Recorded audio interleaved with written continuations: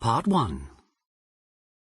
With me in the studio today I have two pilots, Richard and Stephen, who are going to answer some of the most frequently asked questions about flying and air travel. Hello to both of you. Hello. Hello. Right. The first question is, what weather conditions are the most dangerous when flying a plane? Well, probably the most dangerous weather conditions are when the wind changes direction very suddenly. This tends to happen during thunderstorms and typhoons, and it's especially dangerous during takeoff and landing. But it's quite unusual. I've been flying for 37 years now, and I've only experienced this 3 or 4 times. Is all turbulence dangerous? No, in fact, it's not normally dangerous. Pilots know when to expect turbulence, and we try to avoid it by changing routes or flight levels. Which is more dangerous, takeoff or landing? Both takeoff and landing can be dangerous. They're the most critical moments of a flight. Pilots talk about the critical 8 minutes, the 3 minutes after takeoff and the 5 minutes before landing.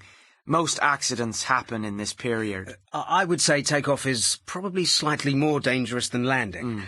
There is a critical moment just before takeoff when the plane is accelerating, but it hasn't yet reached the speed to be able to fly. If the pilot has a problem with the plane at this point, he has very little time, maybe only a second, to abort the takeoff. Passengers often think that putting on seat belts in a plane is really a waste of time. Is that true? Not at all. When the plane is moving on the ground and the pilot suddenly puts the brakes on, passengers can be thrown out of their seats, just like in a car. Yes.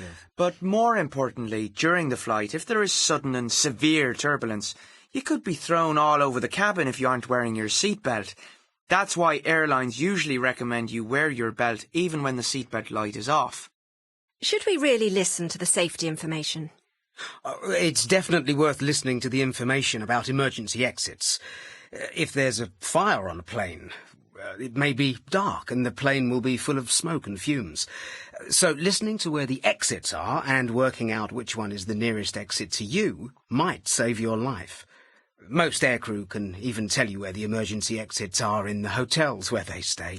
What about life jackets? Fortunately, planes very rarely have to land in the sea. But to be honest, the chances of surviving if your plane did crash into the sea are not high. Are some airports more dangerous than others? Yes, some are. Particularly airports with high mountains around them, and airports in countries with older or more basic navigational equipment. For some difficult airports, like, let's say, Kathmandu, Yes. they only allow very experienced pilots to land there. And for some of these airports, pilots have to practice on a simulator first before they are given permission to land a plane there. How important is it for pilots and controllers to have good, clear English? Oh, it's the official language of the air, so obviously it's vital for pilots and controllers to have good English. To be honest, it doesn't always happen. And apart from people's English not being good, some countries don't respect the convention and don't force their pilots to speak in English. But most of them do, luckily.